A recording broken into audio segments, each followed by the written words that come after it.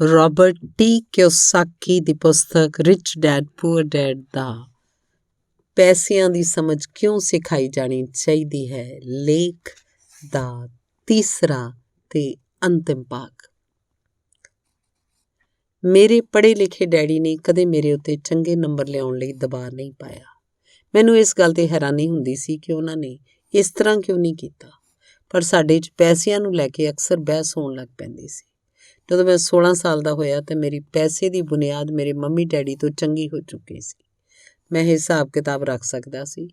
ਮੈਂ tax accountants, corporate attorney, bankers, real estate brokers, ਨਿਵੇਸ਼ਕਾਂ ਆਦਿ ਦੀਆਂ ਗੱਲਾਂ ਸੁਣਦਾ। ਮੇਰੇ ਡੈਡੀ ਟੀਚਰਾਂ ਨਾਲ ਗੱਲਾਂ ਕਰਦੇ ਸਨ। ਇੱਕ ਦਿਨ ਮੇਰੇ ਡੈਡੀ ਮੈਨੂੰ ਦੱਸ ਰਹੇ ਸੀ ਕਿ ਸਾਡਾ ਘਰ ਸਾਡੇ ਲਈ ਸਭ ਤੋਂ ਵੱਡਾ ਨਿਵੇਸ਼ ਕਿਉਂ ਹੈ। ਇਸ ਗੱਲ ਨੂੰ ਲੈ ਕੇ ਸਾਡੇ ਵਿਚਕਾਰ ਬਹਿਸ ਹੋ ਜਾਂਦੀ। ਜਦੋਂ ਮੈਂ ਉਹਨਾਂ ਨੂੰ ਇਹ ਦੱਸਿਆ ਕਿ ਘਰ ਸਾਡੇ ਵਾਸਤੇ ਇੱਕ ਚੰਗਾ ਨਿਵੇਸ਼ ਕਿਉਂ ਨਹੀਂ ਹੈ, ਅੱਗੇ ਆਉਣ ਵਾਲੇ ਚਿੱਤਰ ਤੋਂ ਸਪਸ਼ਟ ਹੋ ਜਾਂਦਾ ਹੈ ਕਿ ਆਪਣੇ ਆਪਣੇ ਘਰਾਂ ਨੂੰ ਲੈ ਕੇ ਮੇਰੇ ਅਮੀਰ ਡੈਡੀ ਤੇ ਗਰੀਬ ਡੈਡੀ ਦੇ ਵਿਚਾਰਾਂ ਦਾ ਕਿੰਨਾ ਅੰਤਰ ਸੀ। ਇੱਕ ਡੈਡੀ ਦੇ ਹਿਸਾਬ ਮੁਤਾਬਕ ਉਹਨਾਂ ਦਾ ਘਰ ਇੱਕ ਸੰਪਤੀ ਸੀ, ਜਦੋਂ ਕਿ ਦੂਜੇ ਦੇ ਹਿਸਾਬ ਨਾਲ ਦੇਣਦਾਰੀ। ਮੈਨੂੰ ਯਾਦ ਹੈ, ਮੈਂ ਹੇਠ ਦਿੱਤੇ ਚਿੱਤਰ ਨੂੰ ਬਣਾ ਕੇ ਆਪਣੇ ਡੈਡੀ ਨੂੰ ਕੈਸ਼ ਫਲੋ ਦੀ ਦਿਸ਼ਾ ਸਮਝਾਉਣ ਦੀ ਕੋਸ਼ਿਸ਼ ਕੀਤੀ। ਮੈਂ ਉਹਨਾਂ ਨੂੰ ਇਹ ਵੀ ਦੱਸਿਆ ਕਿ ਘਰ ਦੇ ਨਾਲ ਨਾਲ ਉਸ ਤੋਂ ਜੁੜੇ ਕੁਝ ਹੋਰ ਖਰਚੇ ਵੀ ਵੱਧ ਜਾਂਦੇ ਹੈ। ਇੱਕ ਜ਼ਿਆਦਾ ਵੱਡੇ ਘਰ ਦਾ ਮਤਲਬ ਹੈ ਹੋਰ ਜ਼ਿਆਦਾ ਖਰਚ, ਤੇ ਇਹਦਾ ਮਤਲਬ ਇਹ ਸੀ ਕੈਸ਼ ਫਲੋ ਖਰਚੇ ਦੇ ਕਾਲਮ ਤੋਂ ਹੋ ਕੇ ਗੁਜ਼ਰਦਾ ਰਹਿੰਦਾ ਸੀ। ਆਮਦਨ, ਖਰਚ ਵਿੱਚ ਮਾਰਟਗੇਜ, ਰੀਅਲ ਪ੍ਰਾਪਰਟੀ ਟੈਕਸ, ਬੀਮਾ, ਰੱਖ ਰਖਾਅ, ਉਪਯੋਗਿਤਾ ਤੇ ਦੇਣਦਾਰੀ, ਮਾਰਟਗੇਜ ਵਗੈਰਾ। ਅੱਜ ਵੀ ਲੋਕੀ ਮੇਰੇ ਨਾਲ ਇਸ ਗੱਲ 'ਤੇ ਬਹਿਸ ਕਰਦੇ ਹੈ ਕਿ ਉਹਨਾਂ ਦਾ ਘਰ ਸੰਪਤੀ ਕਿਉਂ ਨਹੀਂ ਹੁੰਦਾ।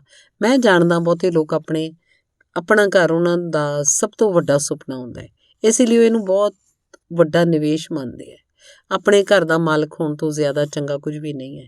ਮੈਂ ਇਸ ਲੋਕਪ੍ਰਿਯ ਮਾਨਤਾ ਨੂੰ ਦੇਖਣ ਦਾ ਇੱਕ ਹੋਰ ਨਜ਼ਰੀਆ ਸਮਝਾਉਣਾ ਚਾਹੁੰਦਾ। ਜੇ ਮੈਂ ਤੇ ਮੇਰੀ ਪਤਨੀ ਇੱਕ ਜ਼ਿਆਦਾ ਵੱਡਾ ਤੇ ਆਲੀਸ਼ਾਨ ਘਰ ਖਰੀਦਣ ਦੀ ਗੱਲ ਸੋਚਦੇ ਹਾਂ, ਅਸੀਂ ਜਾਣਦੇ ਹਾਂ ਕਿ ਇੱਕ ਸੰਪਤੀ ਨਹੀਂ ਹੋਏਗੀ, ਬਲਕਿ ਇੱਕ ਦੇਣਦਾਰੀ ਹੋਏਗੀ, ਕਿਉਂਕਿ ਇਸ ਨਾਲ ਸਾਡੀ ਜੇਬ ਤੋਂ ਪੈਸਾ ਨਿਕਲ ਜਾਏਗਾ। ਇਹ ਰਿਹਾ ਮੇਰਾ ਤਰਕ। ਹਾਲਾਂਕਿ ਜ਼ਿਆਦਾਤਰ ਲੋਕ ਮੇਰੇ ਨਾਲ ਸਹਿਮਤ ਨਹੀਂ ਹੋਣਗੇ, ਕਿਉਂਕਿ ਘਰ ਇੱਕ ਭਾਵਨਾਤਮਕ ਵਸਤੂ ਹੁੰਦੀ ਹੈ। ਜਦੋਂ ਪੈਸੇ ਦਾ ਸਵਾਲ ਆਉਂਦਾ ਤੇ ਭਾਵਨਾਵਾਂ ਪੈਸੇ ਦੀ ਸਮਝ ਨੂੰ ਹਰਾ ਦਿੰਦੀਆਂ। ਮੈਨੂੰ ਨਿੱਜੀ ਅਨੁਭਵ ਰਾਹੀਂ ਪਤਾ ਹੈ ਕਿ ਪੈਸਾ ਹਰ ਫੈਸਲੇ ਨੂੰ ਭਾਵਨਾਤਮਕ ਬਣਾ ਦਿੰਦਾ ਹੈ। ਨੰਬਰ 1, ਜਦੋਂ ਘਰ ਦੀ ਗੱਲ ਆਉਂਦੀ ਹੈ ਤਾਂ ਮੈਂ ਦੱਸਣਾ ਚਾਹੁੰਦਾ ਕਿ ਜ਼ਿਆਦਾਤਰ ਲੋਕ ਉਸ ਘਰ ਦਾ ਮੁੱਲ ਚੁਕਾਉਣ ਲਈ ਸਾਰੀ ਜ਼ਿੰਦਗੀ ਕੰਮ ਕਰਦੇ ਹੈ, ਜਿਸ ਦੇ ਉਹ ਕਦੇ ਵੀ ਪੂਰੀ ਤਰ੍ਹਾਂ ਮਾਲਕ ਨਹੀਂ ਹੁੰਦੇ। ਦੂਜੇ ਸ਼ਬਦਾਂ 'ਚ ਜ਼ਿਆਦਾਤਰ ਲੋਕ ਇੱਕ ਘਰ ਖਰੀਦਣ ਦੇ ਕੁਝ ਸਾਲਾਂ ਅੰਦਰ ਦੂਜਾ ਘਰ ਖਰੀਦਦੇ ਹੈ। ਹਰ ਵਾਰ ਪਹਿਲਾ ਮਕਾਨ ਲਈ ਜਿਹੜਾ ਕਰਜ਼ ਉਹ ਲੈਂਦੇ ਹੈ, ਉਸ 'ਤੇ ਉਹਨਾਂ ਕੋਲ ਹਰ ਵਾਰ ਫਿਰ ਤੋਂ 30 ਸਾਲ ਦਾ ਨਵਾਂ ਕਰਜ਼ ਹੋ ਜਾਂਦਾ ਹੈ। ਦੂਸਰਾ, ਹਾਲਾਂਕਿ ਲੋਕਾਂ ਨੂੰ ਮਾਰਟਗੇਜ ਪੇਮੈਂਟ ਉੱਤੇ ਵਿਆਜ ਲਈ ਟੈਕਸ ਤੋਂ ਰਿਆਇਤ ਮਿਲਦੀ ਹੈ, ਪਰ ਉਹ ਆਪਣੇ ਹੋਰ ਖਰਚਿਆਂ ਲਈ ਟੈਕਸ ਤੋਂ ਬਾਅਦ ਮਿਲਣ ਵਾਲੇ ਡਾਲਰਾਂ ਦਾ ਉਪਯੋਗ ਕਰਦੇ ਹੈ, ਆਪਣੀ ਮਾਰਟਗੇਜ ਪੂਰੀ ਤਰ੍ਹਾਂ ਚੁਕਾਉਣ ਤੋਂ ਬਾਅਦ ਵੀ। ਤੀਸਰਾ, ਪ੍ਰੋਪਰਟੀ ਟੈਕਸ। ਮੇਰੀ ਪਤਨੀ ਦੇ ਮੰਮੀ ਡੈਡੀ ਨੂੰ ਧੱਕਾ ਲੱਗਿਆ ਜਦੋਂ ਉਹਨਾਂ ਦੇ ਘਰ ਦਾ ਪ੍ਰੋਪਰਟੀ ਟੈਕਸ $1000 ਪ੍ਰਤੀ ਮਹੀਨੇ ਤੱਕ ਪੁੱਜ ਗਿਆ। ਇਹ ਤਦ ਹੋਇਆ ਜਦੋਂ ਉਹ ਰਿਟਾਇਰ ਹੋ ਚੁੱਕੇ ਸੀ, ਤੇ ਇਸ ਵਾਧੇ ਕਾਰਨ ਉਹਨਾਂ ਦਾ ਰਿਟਾਇਰਮੈਂਟ ਤੋਂ ਬਾਅਦ ਦਾ ਬਜਟ ਗੜਬੜਾ ਗਿਆ ਤੇ ਉਹਨਾਂ ਨੂੰ ਮਜਬੂਰਨ ਮਕਾਨ ਬਦਲਣਾ ਪਿਆ। ਚੌਥਾ, ਘਰ ਦੀ ਕੀਮਤ ਹਮੇਸ਼ਾ ਨਹੀਂ ਵੱਧਦੀ। ਮੇਰੇ ਕੁਝ ਦੋਸਤ ਹੈ ਜਿਨ੍ਹਾਂ ਨੇ ਆਪਣੇ ਘਰ ਲਈ ਕਰਜ਼ ਲਿਆ ਸੀ। ਉਹਨਾਂ ਨੂੰ $10 ਲੱਖ ਤੋਂ ਵੀ ਜ਼ਿਆਦਾ ਦਾ ਕਰਜ਼ ਚੁਕਾਉਣਾ ਹੈ, ਪਰ ਅੱਜ ਉਸ ਘਰ ਦੀ ਕੀਮਤ $7 ਲੱਖ ਤੋਂ ਜ਼ਿਆਦਾ ਨਹੀਂ ਹੈ। ਪੰਜਵਾਂ, ਸਭ ਤੋਂ ਵੱਡਾ ਨੁਕਸਾਨ ਮੌਕਾ ਗੁਆਚਣ ਵਾਂਗ ਹੁੰਦਾ ਹੈ। ਜੇ ਤੁਹਾਡਾ ਸਾਰਾ ਪੈਸਾ ਮਕਾਨ 'ਚ ਫਸਿਆ ਰਿਹਾ ਤਾਂ ਤੁਹਾਨੂੰ ਹੋਰ ਜ਼ਿਆਦਾ ਕਰੜੀ ਮਿਹਨਤ ਕਰਨੀ ਪਏਗੀ ਤਾਂ ਕਿ ਤੁਹਾਡਾ ਖਰਚਾ ਚੱਲਦਾ ਰਹੇ। ਇਸ ਦੌਰਾਨ ਤੁਹਾਡੀ ਸੰਪਤੀ ਵਾਲੇ ਕਾਲਮ 'ਚ ਕੋਈ ਵਾਧਾ ਨਹੀਂ ਹੁੰਦਾ। ਜੇ ਇੱਕ ਨੌਜਵਾਨ ਪਤੀ ਪਤਨੀ ਸ਼ੁਰੂਆਤ 'ਚ ਹੀ ਆਪਣਾ ਪੈਸਾ ਸੰਪਤੀ ਵਾਲੇ ਕਾਲਮ 'ਚ ਲਾਉਣ, ਉਹਨਾਂ ਦੇ ਅਗਲੇ ਸਾਲ ਆਰਾਮ ਨਾਲ ਗੁਜ਼ਰਨਗੇ, ਖਾਸ ਕਰਕੇ ਉਸ ਵੇਲੇ ਜਦੋਂ ਆਪਣੇ ਬੱਚਿਆਂ ਨੂੰ ਕਾਲਜ ਭੇਜਣਗੇ। ਇਸ ਦੌਰਾਨ ਉਹਨਾਂ ਦੀ ਸੰਪਤੀ ਮਤਲਬ ਐਸੈਟ ਵੀ ਵੱਧਦੀ ਜਾਏਗੀ ਤੇ ਉਹਨਾਂ ਦੇ ਖਰਚੇ ਵੀ ਆਰਾਮ ਨਾਲ ਚੱਲਦੇ ਰਹਿਣਗੇ।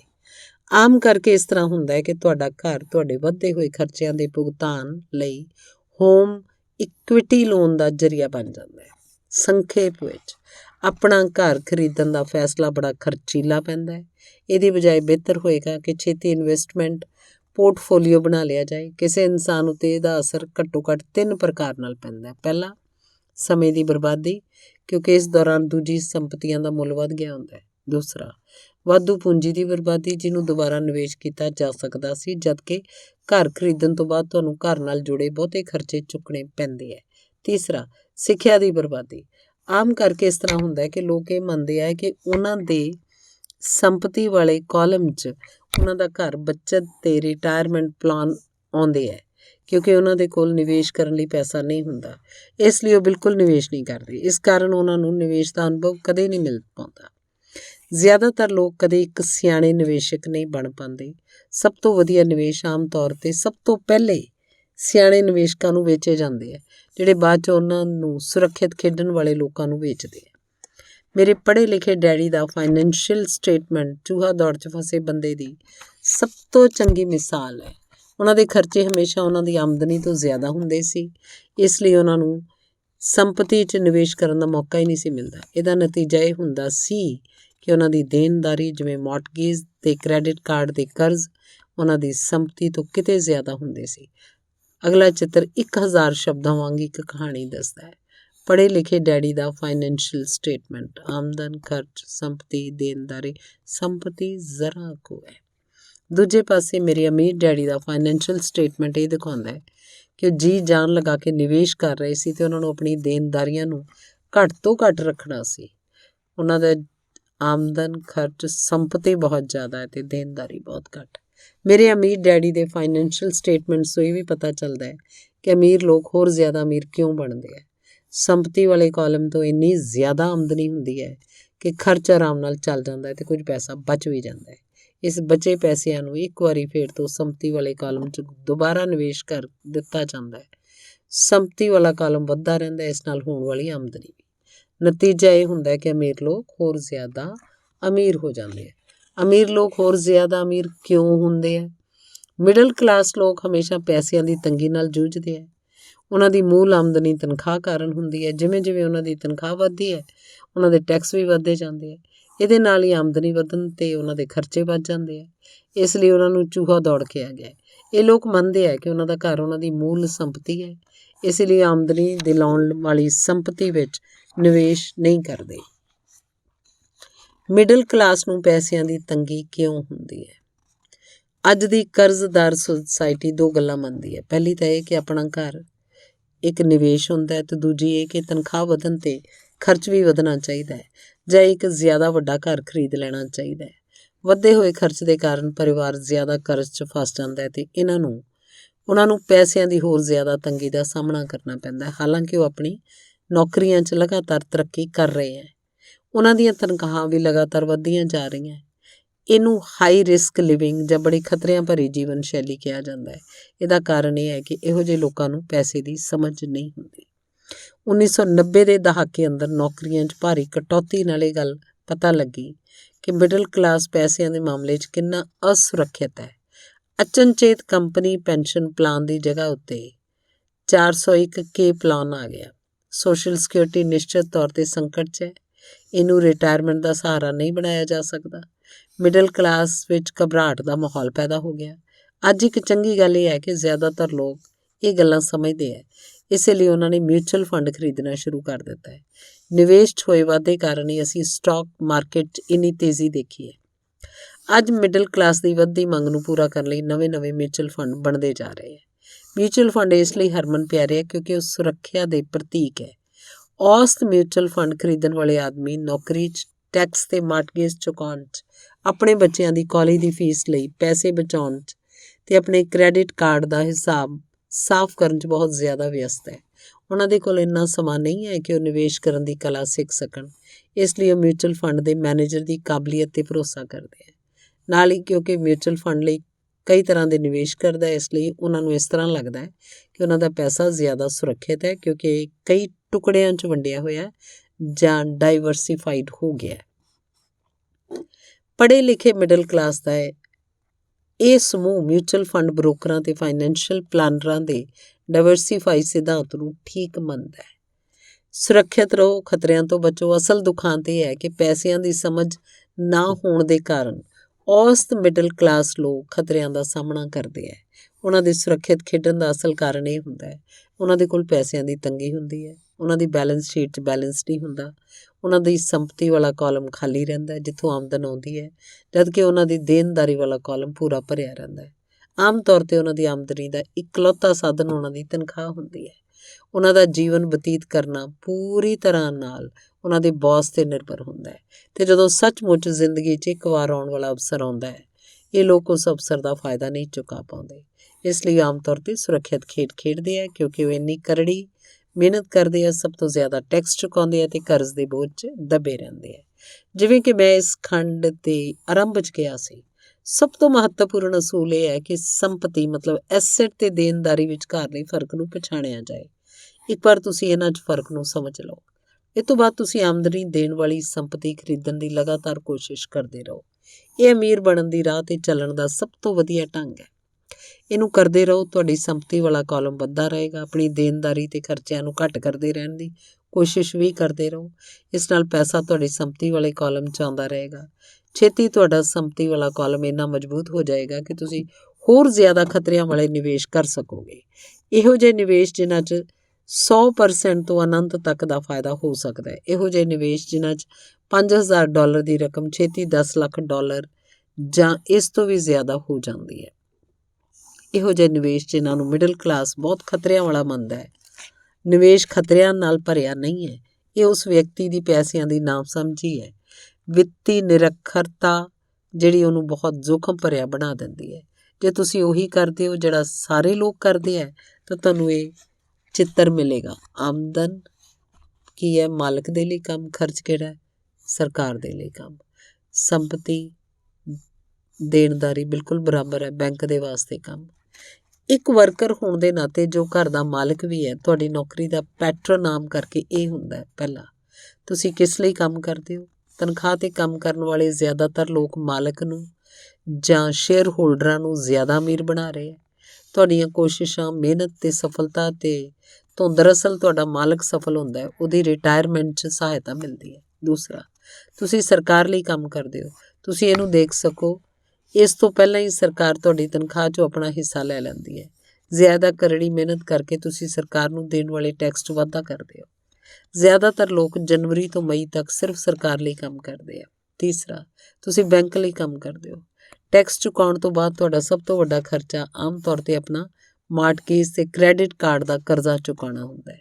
ਜੇ ਤੁਸੀਂ ਸਿਰਫ ਜ਼ਿਆਦਾ ਕਰੜੀ ਮਿਹਨਤ ਨਾਲ ਕੰਮ ਕਰਦੇ ਜਾਓ, ਜਾਂ ਸਮੱਸਿਆ ਇਹ ਹੈ ਕਿ ਤਿੰਨਾਂ ਹੀ ਮਾਮਲਿਆਂ 'ਚ ਤੁਹਾਡੀ ਜ਼ਿਆਦਾ ਮਿਹਨਤ ਤੋਂ ਕਿਸੇ ਹੋਰ ਨੂੰ ਜ਼ਿਆਦਾ ਫਾਇਦਾ ਮਿਲਦਾ ਹੈ।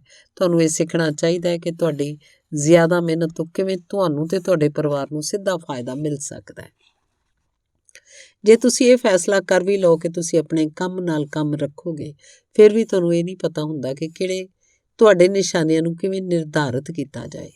ਜ਼ਿਆਦਾਤਰ ਲੋਕ ਆਪਣੇ ਪ੍ਰੋਫੈਸ਼ਨ ਨੂੰ ਬਣਾਏ ਰੱਖਣਾ ਅਤੇ ਆਪਣੀ ਤਨਖਾਹ ਦੇ ਸਹਾਰੇ ਹੀ ਸੰਪਤੀ ਬਣਾਉਣਾ ਚਾਹੁੰਦੇ ਹੈ। ਜਦੋਂ ਉਹਨਾਂ ਦੀ ਸੰਪਤੀ ਵੱਧਦੀ ਹੈ, ਉਹ ਕਿਵੇਂ ਆਪਣੀ ਸਫਲਤਾ ਦਾ ਅੰਦਾਜ਼ਾ ਲਾਉਂਦੇ ਹੈ। ਕਦੋਂ ਕੋਈ ਵਿਅਕਤੀ ਇਹ ਮਹਿਸੂਸ ਕਰਦਾ ਹੈ ਕਿ ਉਹ ਅਮੀਰ ਹੈ, ਉਹਨਾਂ ਦੇ ਕੋਲ ਦੌਲਤ ਹੈ। ਸੰਪਤੀ ਤੇ ਦੇਣਦਾਰੀ ਦੀ ਮੇਰੀ ਆਪਣੀ ਪਰਿਭਾਸ਼ਾਵਾਂ ਵਾਂਗ ਦੌਲਤ ਦੇ ਬਾਰੇ ਵੀ ਮੇਰੀ ਆਪਣੀ ਪਰਿਭਾਸ਼ਾ ਹੈ। ਦਰਅਸਲ ਮੈਂ ਇਹਨੂੰ ਬਕਮਿਨਿਸਟਰ ਫੂਲਰ ਨਾਂ ਦੇ ਬੰਦੇ ਤੋਂ ਸਿੱਖਿਆ। ਕੁਝ ਲੋਕ ਉਹਨੂੰ ਨੀਮ ਹਕੀਮ ਕਹਿੰਦੇ ਆ, ਕਈ ਲੋਕ ਉਹਨੂੰ ਜਿਉਂਦਾ ਜਾਗਦਾ ਜੀਨੀਅਸ। ਸਾਲਾਂ ਪਹਿਲਾਂ ਸਾਰੇ ਆਰਕੀਟੈਕਟ ਇਸ ਕਰਕੇ ਹੈਰਾਨ ਹੋ ਗਏ ਸੀ ਕਿਉਂਕਿ 1961 'ਚ ਉਹਨੇ ਜਿਓਡਿਸਕ ਡੋਮ ਦੇ ਪੇਟੈਂਟ ਲਈ ਅਰਜੀ ਦਿੱਤੀ ਅਤੇ ਉਸ ਅਰਜੀ 'ਚ ਫੂਲਰ ਨੇ ਦੌਲਤ ਬਾਰੇ 'ਚ ਵੀ ਕੁਝ ਕਿਹਾ। ਪਹਿਲਾਂ ਤਾਂ ਉਹਦਾ ਠੀਕ ਮਤਲਬ ਸਮਝ 'ਚ ਨਹੀਂ ਆਇਆ, ਪਰ ਉਹਨੂੰ ਕਈ ਵਾਰ ਪੜ੍ਹਨ ਤੋਂ ਬਾਅਦ ਉਹਦਾ ਮਤਲਬ ਸਮਝ 'ਚ ਆਉਣ ਲੱਗਾ। ਦੌਲਤ ਕਿਸੇ ਬੰਦੇ ਦੀ ਉਹ ਯੋਗਤਾ ਹੈ ਜਿਹਦੇ ਸਹਾਰੇ ਉਹ ਅੱਗੇ ਆਉਣ ਵਾਲੇ ਇੰਨੇ ਦਿਨਾਂ ਤੱਕ ਜ਼ਿੰਦਾ ਰਹਿ ਸਕਦਾ ਹੈ। ਯਾਨੀ ਜੇਕਰ ਮੈਂ ਅੱਜ ਕੰਮ ਕਰਨਾ ਬੰਦ ਕਰ ਦਿਆਂ ਤਾਂ ਮੈਂ ਕਿੰਨੇ ਸਮੇਂ ਤੱਕ ਜਿੰਦਾ ਰਹਿ ਸਕਦਾ। ਇਹ ਨੈੱਟਵਰਥ ਵਾਂਗ ਨਹੀਂ ਹੈ ਜਿਹੜਾ ਤੁਹਾਡੀ ਸੰਪਤੀ ਅਤੇ ਦੇਣਦਾਰੀ ਦੇ ਵਿਚਕਾਰ ਦਾ ਫਰਕ ਹੈ। ਹਰ ਬੰਦੇ ਨੂੰ ਇੰਝ ਲੱਗਦਾ ਹੈ ਕਿ ਉਹਨਾਂ ਦੇ ਕੋਲ ਜਿਹੜਾ ਸਮਾਨ ਹੈ ਉਹ ਬੜਾ ਕੀਮਤੀ ਹੈ, ਪਰ ਇਸ ਪਰਿਭਾਸ਼ਾ ਤੋਂ ਸੱਚਮੁੱਚ ਠੀਕ ਪੈਮਾਇਸ਼ ਕੀਤੀ ਜਾ ਸਕਦੀ ਹੈ। ਮੈਂ ਹੁਣ ਪੈਮਾਇਸ਼ ਕਰ ਸਕਦਾ ਅਤੇ ਸੱਚਮੁੱਚ ਜਾਣਦਾ ਕਿ ਆਰਥਿਕ ਤੌਰ 'ਤੇ ਸੁਤੰਤਰ ਹੋਣ ਦੇ ਮੇਰੇ ਨਿਸ਼ਾਨੇ ਦੇ ਸੰਦਰਭ 'ਚ ਮੈਂ ਕਿੰਨੀ ਤਰੱਕੀ ਕਰ ਲਈ ਹੈ। ਹਾਲਾਂਕਿ ਨੈੱਟਵਰਥ 'ਚ ਇਹੋ ਜਿਹੀਆਂ ਚੀਜ਼ਾਂ ਵੀ ਆਉਂਦੀਆਂ ਜਿਨ੍ਹਾਂ ਤੋਂ ਪੈਸਾ ਨਹੀਂ ਆਉਂਦਾ, ਜਿਵੇਂ ਉਹ ਵਸਤ ਜਿਹੜੀ ਤੁਹਾਡੇ ਗੈਰੇਜ 'ਚ ਖਲੋਤੀ ਹੈ। ਦੌਲਤ ਦਾ ਸਿੱਧਾ ਜਿਹਾ ਹਿਸਾਬ ਇਹ ਹੈ ਕਿ ਤੁਹਾਡਾ ਪੈਸਾ ਕਿੰਨਾ ਪੈਸਾ ਬਣਾ ਰਿਹਾ ਹੈ, ਇਸ ਲਈ ਤੁਸੀਂ ਆਰਥਿਕ ਤੌਰ 'ਤੇ ਕਿੰਨੇ ਦਿਨਾਂ ਤੱਕ ਜਿੰਦਾ ਰਹਿ ਸਕਦੇ ਹੋ। ਦੌਲਤ ਦਰਅਸਲ ਸੰਪਤੀ ਦੇ ਕਾਲਮ ਦੇ ਕੈਸ਼ ਫਲੋ ਦਾ ਦੇਣਦਾਰੀ ਵਾਲੇ ਕਾਲਮ ਦੇ ਨਾਲ ਤੁਲਨਾ ਹੈ। ਇੱਕ ਮਿਸਾਲ ਲਓ, ਇਹ ਕਹੋ ਕਿ ਮੇਰੇ ਕੋਲ ਹਰ ਮਹੀਨੇ ਸੰਪਤੀ ਵਾਲੇ ਕਾਲਮ ਤੋਂ $1000 ਦਾ ਕੈਸ਼ ਫਲੋ ਹੈ ਤੇ ਮੇਰਾ ਖਰਚ ਹਰ ਮਹੀਨੇ $2000 ਹੈ। ਮੇਰੇ ਕੋਲ ਕਿੰਨੀ ਦੌਲਤ ਹੈ? ਹੁਣ ਅਸੀਂ ਬਕਮਿਨਿਸਟਰ ਫੂਲਰ ਦੀ ਵਿਆਖਿਆ ਵੱਲ ਚੱਲੀਏ। ਉਹਦੀ ਵਿਆਖਿਆ ਦੇ ਹਿਸਾਬ ਨਾਲ ਮੈਂ ਕਿੰਨੇ ਦਿਨਾਂ ਤੱਕ ਜਿਉਂਦਾ ਰਹਿ ਸਕਦਾ? ਜੇ ਅਸੀਂ 1 ਮਹੀਨੇ ਅੰਦਰ 30 ਦਿਨ ਮੰਨ ਲਈਏ ਤਾਂ ਇਸ ਵਿਆਖਿਆ ਦੇ ਹਿਸਾਬ ਨਾਲ ਮੈਂ 15 ਦਿਨਾਂ ਤੱਕ ਜਿੰਦਾ ਰਹਿ ਸਕਦਾ। ਜਦ ਮੈਂ ਆਪਣੀ ਸੰਪਤੀ ਤੋਂ ਹਰ ਮਹੀਨੇ $2000 ਦਾ ਕੈਸ਼ ਫਲੋ ਹਾਸਲ ਕਰ ਲਵਾਂਗਾ ਤਾਂ ਮੈਂ ਦੌਲਤਮੰਦ ਹੋ ਜਾਵਾਂਗਾ।